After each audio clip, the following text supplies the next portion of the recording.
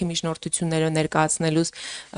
երկար չեք վարանում։ Ես այդ առիթով ուզում եմ ձեզ խորհրդանշական մի նվեր նվիրել, որ հուսամ, որ դուք դա կօգտագործեք, կդնեք ձեր սեղանին, եւ ամեն անգամ ձեռնաշղթաները տեսնելուց դուք կհիշեք, որ քաղաքացիներին ուղղակի տանել կալանքի դա ամենաճիշտ որոշումը չէ։ Ամենայն հարգանքով խոսքի ազատություն եւ պատգամավորի կարգավիճակին բնորոշ ցանկացած բան ընդունելը, բայց խնդրում եմ, էլի, եթե ցանկություն ունեք պարոն Պողոսյանի նկատմամբ ինչ-որ այլ քաղաքական ակցիա իրականացնել, սա լավագույն ձևաչափը չի, նվերներն էլ մի վարքյան, նվերներն էլ պարոն Պողոսյան,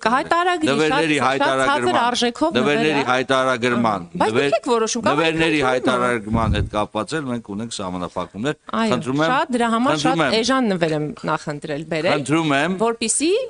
խնդրում եմ, Դիգին Թովմասյան, չէ, գործնություն, որ ասում եք ազգային ժողովի բնականon աշխատանքը մի խոչընդոտ է։ Դիգին Թովմասյան, դե հիմա թողեք ես ուրեմն լսեք, ուրեմն ցանկացած հարց, ցանկացած պատասխան։ Ընդ որում կներեք, եթե շատ ավելի անկեղծ լինեմ, բյուջետային հայտի քննարկումն է։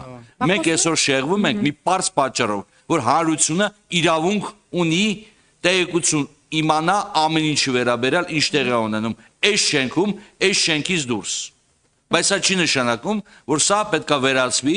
իրավապահ համակարգի նկատմամբ, ինչ որ չգիտեմ, ֆլեշմոբերի։ Սա ես թույլ չեմ տալ։ Դες որ խնդրում եմ ձեռնաշղթան պահեք, հակառակ դեպքում ես կընդհատեմ նիստը։ Խնդրում եմ։ Պարոն Վարդանյան, ուրեմն ես չեմ սահմանափակում ձեր Դուք հիմա ահագին սահմանափակեցիք իմ խոսքի ազատությունը, բայց այնուամենայնիվ ես ուզում եմ ասել, որ մենք խոսում ենք քննչական կոմիտեի գործունեության արդյունավետության մասին, որը ստանալով պետությունից ահռելի միջոցներ, ունի գործունեության այնպիսի բնութագրումներ, որոնք հանրությանը անհանգստացնում են։ Եվ մենք որպես առաջնային մանդատ կրող պատգամավորներ, բնականաբար պիտի բաում հնչեցնենք, եթե ոչ պարոն Պողոսյանին։ Տարվա մեջ մի անգամ ունենք հնարավորություն, մի քանի անգամ էլ կհնչեցնենք։ Եվ այս նվերը ես այստեղ կթողնեմ, հուսամ, որ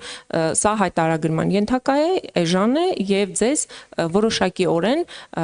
կուղորդի հաջորդ անգամ ցանկացած քաղաքացու կալանավորման միջնորդություն ներկայացնելուց առաջ երկար մտածել, արդյոք սա արժե կալանքի տանել այս քաղաքացուն, որովհետև այնպիսի տպավորություն է մեր երկրում,